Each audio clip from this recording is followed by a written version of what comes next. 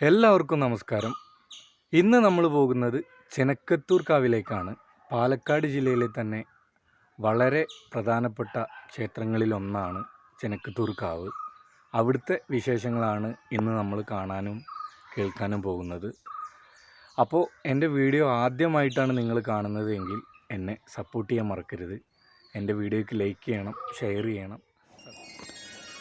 കേരളത്തിൽ പാലക്കാട് ജില്ലയിൽ ഒറ്റപ്പാലത്തിനടുത്ത് പാലപ്പുറം ദേശത്ത് സ്ഥിതി ചെയ്യുന്ന പ്രസിദ്ധവും പുരാതനവുമായ ഒരു ക്ഷേത്രമാണ് ചിനക്കത്തൂർ ഭഗവതി ക്ഷേത്രം.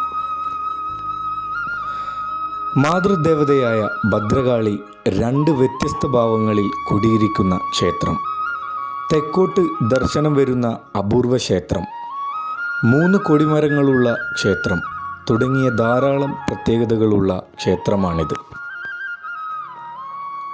അതിവിശാലമായ വളപ്പോടുകൂടിയ ഈ ക്ഷേത്രം ഒറ്റപ്പാലത്ത് നിന്ന് 4 കിലോമീറ്റർ കിഴക്കുമാറി പാലക്കാട്ടേക്കുള്ള വഴിയിലാണ് സ്ഥിതി ചെയ്യുന്നത്. ഈ ക്ഷേത്രത്തിൽ കുംഭമാസത്തിൽ നടക്കുന്ന പൂരമഹോത്സവം അതിപ്രസിദ്ധമാണ്. പാലപ്പുറം, പല്ലാർമംഗലം, മീറ്റ്ന, എറക്കോട്ടിരി, ഒറ്റപ്പാലം, വടക്കുമംഗലം എന്നീ 7 ദേശങ്ങളിൽ നിന്നും വിശാലമായ തട്ടകത്തിലെയും തിരുവില്ലാമല, ചുനങ്ങാട് തുടങ്ങിയ ദേശങ്ങളിലെയും ജനങ്ങൾ ആഘോഷിക്കുന്ന ഉത്സവമാണ് ഇത്. ഈ അമ്പലത്തിന് 2 നടകൾ കാണാം. ഇവ താഴത്തെ കാവ് എന്നും മുകളിലെ കാവ് എന്നും അറിയപ്പെടുന്നു. മലബാർ ദേവസ്വം ബോർഡിൻ്റെ കീഴിലാണ് ഈ ക്ഷേത്രം സ്ഥിതി ചെയ്യുന്നത്.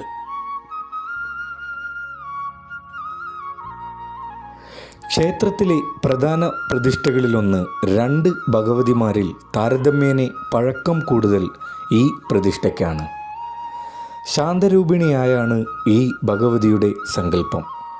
1 അടി ഉയരം വരുന്ന ശിവലിംഗ രൂപത്തിലുള്ള സ്വയംഭൂ വിഗ്രഹത്തിൽ തെക്കോട്ട് ദർശനമായാണ് ഭഗവതിയുടെ പ്രതിഷ്ഠ.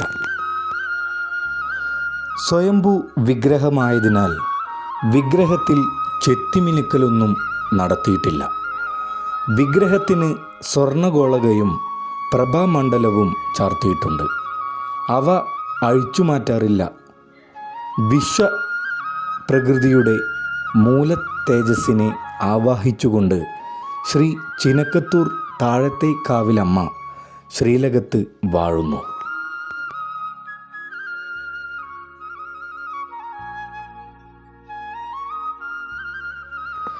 ക്ഷേത്രത്തിലെ പ്രധാന പ്രതിഷ്ഠകളിലൊന്ന് അത്യുഗ്ര രൂപത്തിലുള്ള ഭദ്രകാളിയാണ്. മേലേക്കാവിലമ്മ 4 അടി ഉയരം വരുന്ന ചതുർബാഹു വിഗ്രഹത്തിൽ തെക്കോട്ട് ദർശനമായാണ് ഭഗവതിയുടെ പ്രതിഷ്ഠ. മണ്ണുകൊണ്ടുള്ള വിഗ്രഹമായിരുന്നു ആദ്യം. 1954 ഇതു മാറ്റി ഇപ്പോഴുള്ള ശിലാവിഗ്രഹം പ്രതിഷ്ഠിച്ചു. ഇപ്പോൾ സ്വർണ്ണഗോളക ചാർത്തിയിട്ടുണ്ട്. വിശ്വപ്രകൃതിയുടെ മൂലതേജസ്സിനെ ആവാഹിച്ചുകൊണ്ട് ശ്രീ ചിനക്കത്തൂർ കാവിലമ്മ ശ്രീലകത്ത് വാഴുന്നു.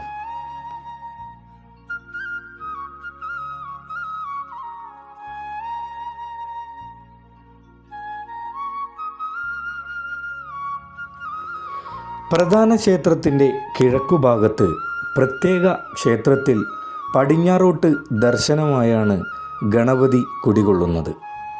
3 അടി ഉയരം വരുന്ന ചതുർബാഹുവിഗ്രഹമാണ് ഗണപതിക്ക്.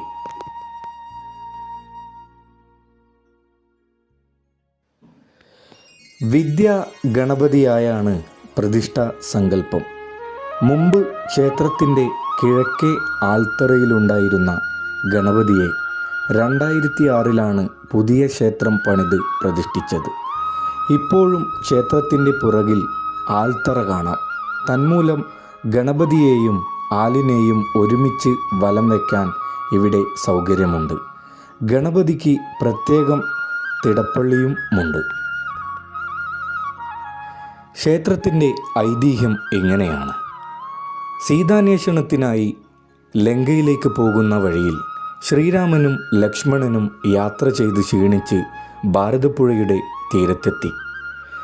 ശ്രീധർമ്മശാസ്താവും ഭദ്രകാളിയും അവർക്കൊപ്പമുണ്ടായിരുന്നു. വിശ്രമത്തിന് ഏറ്റവും അനുയോജ്യമായ സ്ഥലം അന്വേഷിച്ചു വരാനായി ശ്രീരാമൻ ശാസ്താവിനോട് അപേക്ഷിച്ചു. ഉടനെ ശാസ്താവ് ഭദ്രകാളിയോടൊപ്പം സ്ഥലം നോക്കാൻ പുറപ്പെട്ടു. അവർ അങ്ങനെ തിരുവില്ലാമലയിലെത്തി. വിശ്രമിക്കാൻ ഏറ്റവും അനുയോജ്യം അവിടമാണെന്ന് തോന്നിയ അവർ അവിടെ തന്നെ ഇരുന്നു.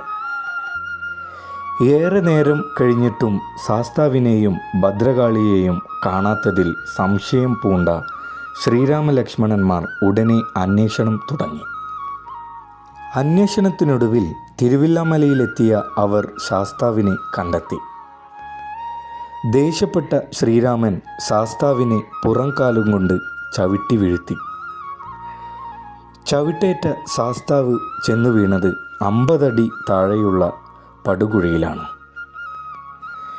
തിരുവില്ലാമലയിലെ വില്വാതിരി നാഥക്ഷേത്രത്തിലെ ഉപപ്രതിഷ്ഠയായ കുണ്ടിലയ്യപ്പൻ അങ്ങനെയാണ് വന്നതെന്ന് പറയപ്പെടുന്നു. ഈ സംഭവം കണ്ട ഭദ്രകാളി ഉടനെ തന്നെ "അയ്യോ, എന്നെ കൊല്ലുന്നേ, രക്ഷിക്കണേ" എന്നും നിലവിളിച്ചുകൊണ്ട് ഓടി പുറപ്പെട്ടു. ശ്രീരാമനും ലക്ഷ്മണനും പിന്നാലെ ഓടി.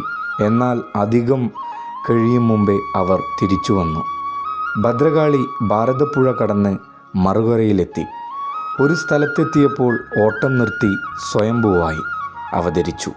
അവിടെയാണ് ഇന്ന് ക്ഷേത്രം സ്ഥിതി ചെയ്യുന്നത്. ആദ്യം വടക്കോട്ടായിരുന്നു പ്രതിഷ്ഠയുടെ ദർശനം. പിന്നീട് സ്വയം തിരിഞ്ഞ് തെക്കോട്ടാകുകയും ആയിരുന്നു അത്രേ.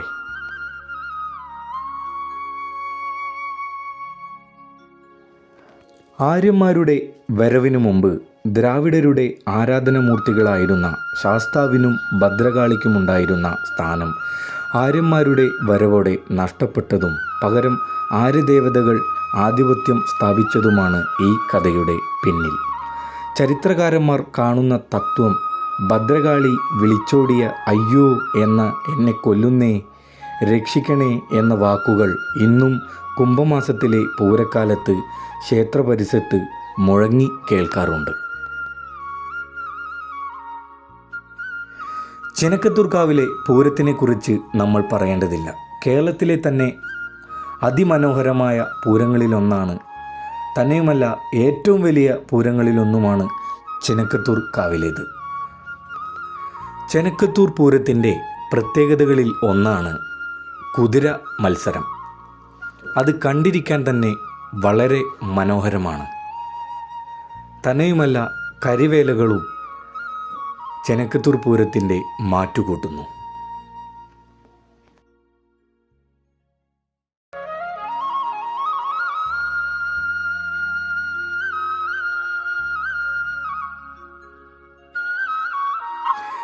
കേരളത്തിലെ തന്നെ വലിയ പൂരങ്ങളിൽ ഒന്നാണ് ചെനക്കത്തൂർ കാവിലെ ഉത്സവം.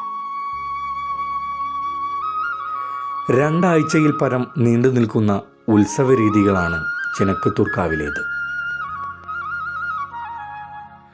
അപ്പോൾ കൂട്ടുകാരെ, നമ്മളിന്ന് കണ്ടത് ചെനക്കത്തൂർ കാവിലെ വിശേഷങ്ങളാണ്. ഇനിയും ഒരു നല്ലൊരു വീഡിയോയുമായിട്ട് നിങ്ങളുടെ മുമ്പിൽ ഞാൻ വീണ്ടും വരും. അപ്പോൾ എന്നെ എല്ലാവരും സപ്പോർട്ട് ചെയ്യാൻ മറക്കരുത്. എൻ്റെ വീഡിയോയ്ക്ക് ലൈക്ക് ചെയ്യണം, ഷെയർ ചെയ്യണം, സബ്സ്ക്രൈബ് ചെയ്യണം. അപ്പോൾ മറ്റൊരു വീഡിയോയുമായിട്ട് നമുക്ക് വീണ്ടും കാണാം. നന്ദി. അപ്പോൾ കൂട്ടുകാരെ, ഒന്നും കൂടെ പറയട്ടെ, നമ്മളെ കേരളത്തിലെ തന്നെ അറിയുന്നതും അറിയപ്പെടാത്തതുമായിട്ടുള്ള ആരാധനാലയങ്ങളെക്കുറിച്ചുള്ള വീഡിയോസായിരിക്കും നമ്മുടെ ചാനലിലുണ്ടാവുക. അപ്പോൾ വീഡിയോസ് ഇഷ്ടമാവുകയാണെങ്കിൽ നിങ്ങളെല്ലാവരും എന്നെ സപ്പോർട്ട് ചെയ്യാൻ മറക്കരുത്. ഒന്നും കൂടെ പറഞ്ഞുകൊണ്ട് നന്ദി.